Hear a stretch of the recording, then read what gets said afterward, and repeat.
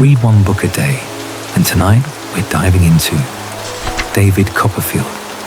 We have all been like lost children, stumbling through the storms of life, longing to be treated kindly, longing to find our own direction, yet often bumping into the harsh edges of reality and getting bruised and battered. And David Copperfield, depicted by Charles Dickens, hides the shadow of each of our growth. He walked through a miserable childhood, experienced the sweetness and regret of love, encountered the hypocrisy and betrayal of human nature, and finally, through the tempering of time, became the person he wanted to be. This book is Dickens' favourite work, a semi-autobiographical monologue of his soul, hiding the living picture of the British people in the Victorian era, and even more, the answer for each of us to confront difficulties and find ourselves. David Copperfield was born in Blunderstone, Suffolk. His arrival was once the entire hope of his mother, Clara. At that time, he had no idea what trials fate would bring him. He only knew that in his mother's gentle arms and under the care of his loyal maid Peggotty, every day was filled with sunshine and warmth. He remembered Peggotty's cottage, the sea breeze, and those simple and pure joys. Those days were the only light that supported him through the long and miserable years ahead. He thought this happiness would last forever, that his father's death was just a small episode in his life. But he never expected that this was only the beginning of his suffering. The moment his mother married Mr. Murdstone, David's world collapsed completely.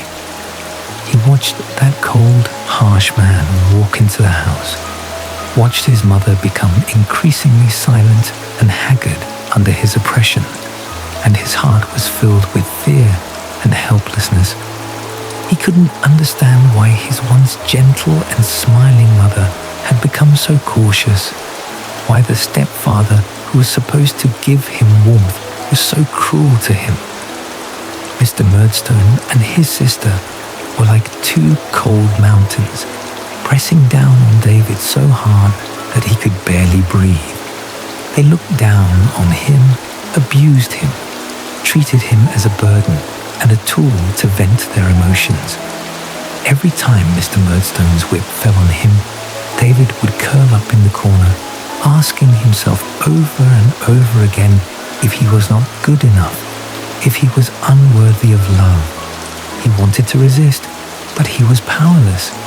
He could only endure in silence, shedding tears secretly at night, missing his late father and the warmth of the past. Soon after, he was forcibly sent to Salem House, a boarding school filled with corporal punishment and spiritual oppression. Here, there was no warmth, no care, only cold rules and ruthless beatings and scoldings. Mr. Creakle, the headmaster, was a cold-hearted man who took pleasure in punishing students, treating them as his own property and wantonly trampling on their dignity. David suffered greatly here. He was mocked by his classmates, beaten and scolded by his teachers, and even deprived of his basic human dignity. He often hid alone in the corner, looking out at the sky, missing his mother and Peggotty, and his heart was filled with despair. He couldn't understand why the world was so cruel, why a child had to bear so much suffering that he didn't deserve. He began to doubt human nature, doubt the beauty of the world, and even began to loathe himself, feeling like an orphan abandoned by the world. The blows of fate did not stop there. The news of his mother's death, along with his newborn brother, stabbed David's heart like a sharp knife. At that moment, he felt that his world had turned completely black. No light, no hope. Only endless sorrow and loneliness. He was only 10 years old, an age when he should have been coquettish in his parents' arms. Yet he had to bear the pain of losing his mother and face the indifference and abandonment of his stepfather. Mr. Murdstone showed no mercy.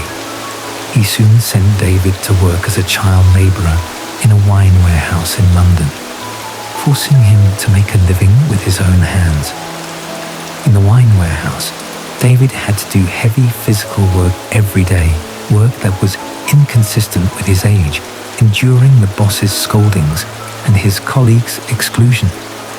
He lived in a dark, damp place, ate the worst food, and wore tattered clothes. Every day was worse than death. He often woke up at night, looking at the cold walls, remembering his mother's smile and Peggotty's gentleness, and tears couldn't help but flow down. He felt like a caged bird, never able to fly out of this cage of suffering. He thought about giving up countless times, about ending this painful life, but every time his mother's figure would appear in his mind, and Peggotty's exhortations would ring in his ears. He told himself that he couldn't give up, that he had to keep living, that he had to get out of this darkness. Finally, one night, David made up his mind to escape this place that had tormented him so much. He walked to Dover on foot to seek refuge with his aunt, Miss Betsy, whom he had never met. Along the way, he endured hunger and cold, experienced countless hardships and dangers, and almost collapsed several times. He didn't know if his aunt would take him in, didn't know what awaited him, but he had no choice but to keep going. He had only one thought in his heart: to escape suffering, to find a glimmer of hope, to find a warmth that belonged to him. When David appeared in front of Miss Betsy, exhausted, his heart was filled with nervousness and anxiety. He thought his aunt would reject him coldly, just like Mr. Murdstone, but he never expected that although Miss Betsy had a quirky personality, she had a kind and soft heart. She looked at this thin, haggard child with fear in his eyes, without the slightest dislike, and instead took him in. At that moment, David's tense nerves finally relaxed, and the tears that had been pent up for a long time finally poured out. He knew that he finally had a place to shelter from the wind and rain, finally had someone to rely on. Miss Betsy not only took David in, but also funded his studies in Canterbury, where he studied under Mr. Wickfield, a lawyer. Here, David finally got rid of the miserable life, returned to the classroom, and felt the power of knowledge. He cherished this hard-won opportunity to study extremely, studying diligently and earnestly, hoping to change his fate through knowledge. He knew that his aunt's help was his redemption, and he could not live up to her expectations, nor could he live up to himself. During his studies in Canterbury, David met Traddles, a sincere and kind-hearted classmate. Although Traddles was poor, he was optimistic and cheerful, treating others sincerely. He was like a beam of light, illuminating David's life. The two soon became good friends, studying together, making progress together, encouraging and supporting each other. In Traddles, David saw perseverance and optimism, and also felt the warmth of friendship. He was no longer as lonely and inferior as before, and gradually became cheerful and confident. At the same time, David also met Agnes, Mr. Wickfield's daughter. Agnes was intelligent, gentle, kind, and had a clear and insightful heart. She was like a beacon. When David was confused, she guided him. When he was sad, she comforted him. When he made mistakes, she reminded him in time. From the first time he saw Agnes, David was attracted by her gentleness and kindness, but at that time, he didn't understand what true love was. He only felt peaceful and warm when he was with her. He often thought of Agnes unconsciously, thinking of her smile and her words. Those images were like a warm current flowing in his heart. When he grew up, David went to London to work as a shorthand writer and gradually embarked on his writing career. He knew that he had no prominent family background, no extraordinary talent. He could only rely on his own efforts, step by step. He worked hard every day, using his spare time to write, integrating his experiences, feelings, and thoughts about life into his words. He hoped that through his words, more people could see the suffering of the underclass, see the light and darkness of human nature, and also hoped to realize his life value through writing. In London, David experienced 2 important relationships, which also made him gradually mature. The first was his love with Dora. Dora was innocent, delicate, and lovely, like a flower in a greenhouse, ignorant of the ways of the world, needing others' care and protection. From the first time he saw Dora, David was attracted by her beauty and innocence and fell deeply in love.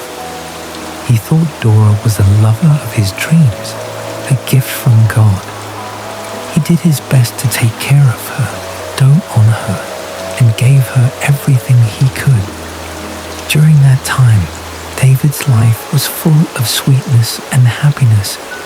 He thought this was the love he wanted, the life he wanted. But as time went on, David gradually found that there were too many incompatibilities between him and Dora. Dora lacked the ability to take care of herself and the house, and she didn't understand how to comprehend David's hardships and pressures. She was like a child who would never grow up, only coquettish and willful, only taking, never giving. Every day, David had to work hard and take care of Dora's life, bearing great pressure. He often felt tired and confused, and even began to doubt if he had made the wrong choice. He loved Dora, but this love was gradually worn away by the trivialities and helplessness of life. He knew that Dora was not the person who could walk with him side by side and spend his life with him. But he couldn't bear to give up, couldn't bear to hurt this innocent and delicate girl. This contradiction and pain tormented him day and night, exhausting him physically and mentally. In the end, Dora died of childbirth, and this marriage full of sweetness and regret came to an end. Dora's death dealt a heavy blow to David, and he fell into deep sorrow. He recalled the bits and pieces of his time with Dora over and over again, thinking of her smile and her willfulness, and his heart was filled with remorse and reluctance. But he also understood that although Dora's departure was painful, it made him grow, made him think, and made him understand what true love and true responsibility were. He began to realize that love was not only about sweetness and romance, but also about understanding, tolerance, and commitment. In the midst of this emotional struggle, David also witnessed the ups and downs of the people around him. His childhood friend Steerforth was handsome and talented, but he had a selfish and cold heart. David once admired him infinitely, regarding him as his role model, but he never expected that Steerforth would do such a despicable thing. He abducted Emily, Peggotty's niece, and eloped with her. Emily was a kind and simple girl who had always loved her fiancé Ham deeply, always looking forward to marrying him and having a happy family. But Steerforth's appearance shattered all her beautiful visions and pushed her into the abyss. Steerforth never truly loved Emily. He only regarded her as a plaything, a symbol of his own vanity. After abducting Emily and eloping, he soon grew tired of her and became extremely cold to her. Emily finally saw Steerforth's true colours and fell into deep remorse and pain. She missed her family, missed Ham, missed her past life, but she could never turn back. And Ham, this kind, loyal, and simple man, did not feel the slightest resentment when he learned that Emily had been abducted. He only waited silently for Emily's return, guarding her family. The tricks of fate are never merciful. A sudden shipwreck claimed the lives of both Ham and Steerforth. In the shipwreck, Ham sacrificed his precious life to save others, while Steerforth, this selfish and cold man, also paid a painful price for his actions. When David learned the news, his heart was filled with grief and emotion. He grieved for Ham's death, felt sorry for Emily's suffering, and sighed for Steerforth's fate. He understood that good and evil in human nature would eventually be rewarded accordingly. Kind people would eventually be treated gently by the world, while selfish and cold people would eventually be destroyed. At the same time, David also suffered betrayal from human nature. Uriah Heep, Mr. Wickfield's clerk, seemed humble and docile on the surface, loyal to Mr. Wickfield, but in fact, he was insidious, cunning, and ambitious. He had long coveted Mr. Wickfield's property and business, and through his hypocrisy and schemes, he gradually gained Mr. Wickfield's trust, manipulated his business, and even embezzled Miss Betsy's property. Heep's hypocrisy dealt a heavy blow to David. He never expected that someone he had always trusted would do such a despicable thing. He began to understand that not everyone in this world was as kind and sincere as Peggotty, Miss Betsy, and Agnes. The hypocrisy and greed of human nature often made people lose themselves and do things that hurt others. During that time, David's life was full of setbacks and hardships. The regret of love, the loss of friends, the betrayal of others, all made him fall into deep confusion and pain. He even began to doubt himself, doubt his abilities, doubt everything he persisted in. He didn't know where to go, didn't know what his future would be like. But every time Agnes would appear by his side, comforting and encouraging him, reminding him not to forget his original intention, not to be defeated by difficulties. Agnes's company was like a beam of light, illuminating David's confused path and making him regain his courage and strength. To sort out his thoughts and escape this chaotic life, David decided to travel to Europe for 3 years. During those 3 years in Europe, he visited many places, experienced different customs and cultures, and calmed his heart. He constantly reflected on his past, his emotions, and his life. He gradually understood that suffering was not terrible. What was terrible was being defeated by suffering. Betrayal was not terrible. What was terrible was losing trust in human nature because of it. Regret was not terrible. What was terrible was sinking into it and not moving forward. He learned to accept his past, accept his imperfection, and also learned to forgive those who had hurt him. 3 years later, David returned to London. At this time, he was no longer the confused, fragile, and inferior boy. He had become mature, steady, and confident. He was no longer controlled by his emotions, no longer defeated by difficulties.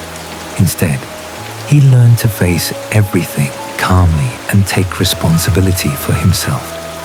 He returned to his aunt's side and reconnected with Traddles. At this time, Traddles had become a lawyer, living a stable life through his own efforts.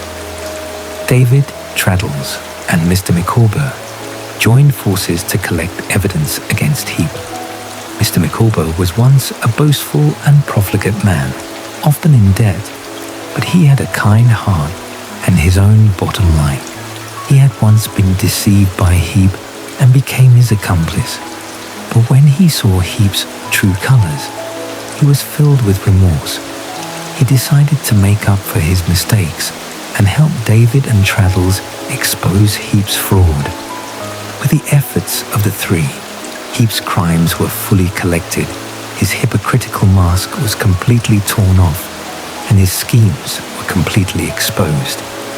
In the end, Heap received the punishment he deserved, was imprisoned, and all the property he had embezzled was recovered. Justice was finally served, and David and his aunt were finally free from Heap's harassment. Mr. Micawber also gained everyone's forgiveness for exposing Heap's fraud, and he went to Australia with his family to start a new life. Peggotty also took Emily to Australia with Mr. Micawber, hoping that there Emily could get out of the shadow of the past and start a new life. After resolving all the troubles, David finally calmed down and recognized his own heart. He had always thought that he loved a girl as innocent and delicate as Dora. But it was not until this moment that he realized that the person who could walk with him, side by side, and spend his life with him was Agnes. Agnes had always been quietly by his side. When he was confused, she guided him. When he was sad, she comforted him. When he succeeded, she was happy for him. She understood his hardships, his confusion, his pursuits. She was his lifelong spiritual pillar, his most solid reliance. David summoned up his courage and confessed his feelings to Agnes. To his luck, Agnes had also loved him deeply. Years of companionship and waiting finally led to a happy ending. David and Agnes got married, and their married life was plain and happy. They had 3 children, and David also became a famous writer, realizing his life value. With his words, he recorded his own growth experience, recorded the light and darkness of human nature, and also recorded the social scenes of that era. Every night when the world was quiet, David would look back on his life. He thought of the hardships of his childhood, the regret of love, the loss of friends, the betrayal of others, and also the warmth and touch.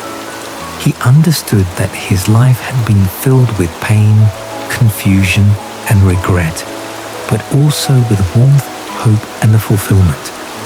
It was those hardships and setbacks that made him grow, made him strong, made him cherish. It was those warmth and touch that made him see the light in the dark and find his direction in confusion. When the story of David Copperfield comes to an end, what we see is not only the growth epic of an ordinary person, but also a social picture of the Victorian era, a profound reflection on human nature, suffering, and growth. In this work, Dickens uses delicate brushstrokes to depict vivid characters, revealing the complexity and multiplicity of human nature. There is the kindness and loyalty of Peggotty, Miss Betsy, and Agnes, the selfishness and hypocrisy of Steerforth and Heap, and the contradictions and struggles of Mr. Micawber. And this is the true portrayal of human nature. There are no absolute good people, nor absolute bad people. Everyone makes their own choices in their own situation and bears the consequences of their choices. The core of this work is never suffering itself, but how people grow in suffering. David's life was a life of suffering, but also a life of growth. From an innocent, fragile, and helpless child, he grew into a mature, steady, and confident writer. He experienced countless setbacks and hardships: his father's death, his mother's remarriage, his stepfather's abuse, his life as a child laborer, the regret of love, the betrayal of friends. But he was never defeated by suffering. Instead, he learned to be strong, brave, responsible, and cherish warmth in suffering. With his own experience, he tells us that suffering is not terrible. What is terrible is being crushed by suffering. What is terrible is losing oneself in suffering. Suffering is actually the best teacher in life. It allows us to see ourselves clearly, see human nature clearly, see the world clearly, and also allows us to become more mature and strong through tempering. Today, this work still has profound practical significance and can bring many inspirations to us modern people. Today, we live in an era of material abundance and advanced technology. We no longer have the existential suffering that David had, but we still have our own confusion and anxiety. Anxiety about work pressure, troubles about interpersonal relationships, confusion about self-identity, and uncertainty about the future. We often feel that our lives are full of trivialities and tiredness, often get lost in the fast-paced life, often doubt our own value, doubt everything we persist in. And David's story is like a mirror, allowing us to see our own shadows and find an answer to confront confusion and anxiety. David tells us that no matter how many setbacks and hardships life brings us, no matter how many betrayals and regrets we experience, we should never give up hope for life, never give up the pursuit of ourselves. Just like when he walked to Dover to find his aunt, no matter how difficult the road ahead was, we must move forward bravely, and we must believe that as long as we do not give up, we will definitely find the light that belongs to us. We often complain about the unfairness of life, complain about our bad situation, but compared to David, we are already much luckier. We have a stable life, a warm family, sincere friends, and the opportunity to pursue our dreams. But we often do not know how to cherish, often get caught up in desires and anxiety, ignore the beauty in life, and forget our original intention. David's story reminds us that the beauty of life never comes out of nowhere. It needs to be felt and cherished with our hearts. The value of self is never realized by the recognition of others. It is proved by our own efforts, our own persistence, and our own responsibility. At the same time, this work also makes us rethink human nature and interpersonal relationships. In this fast-paced era, we are often caught up in interests, often become cold and selfish, often ignore the feelings of people around us, and forget the power of kindness and sincerity. And David's story tells us that kindness and sincerity are always the most precious light in human nature. They can warm ourselves and others. They can resolve conflicts and heal pain. Just like Peggotty's guardianship of David, Miss Betsy's redemption of David, and Agnes's companionship of David, it is these kindness and sincerity that supported David through the most difficult years and made him a better person. In addition, David's growth experience also tells us that growth is never smooth. It is a process of constant reflection, constant correction, and constant self-improvement. We all make mistakes, experience regrets, and encounter betrayals. But these are not terrible. What is terrible is that we dare not face our own mistakes, dare not face our own regrets, and dare not learn lessons from failures. Just like David, he once had confusion, doubts, and wrong choices, but he never escaped. Instead, he bravely faced his past, reflected on his mistakes, and finally grew in reflection and improved himself in correction. In the end, David Copperfield is not just a novel, but a life guide. It tells us that suffering is a compulsory course for growth. Kindness is the background of human nature. Persistence is the cornerstone of success. And self-identity is a lifelong topic. In this era, full of confusion and anxiety, may we all be like David Copperfield. Keep kindness and sincerity in the storms of life. Adhere to our original intention and courage. Grow in suffering, move forward in confusion, and finally become the person we want to be. Become a beam of light, warm ourselves, and illuminate others. Tonight, we followed David Copperfield through his long and tortuous life and seemed to see the shadow of our own growth. His story has suffering, regret, and betrayal, but also warmth, hope, and fulfillment. It tells us that no matter how many tests life brings us, as long as we do not give up, do not shrink back, keep kindness and sincerity, and adhere to our original intention and courage, we will definitely get out of difficulties and find the happiness and value that belong to us.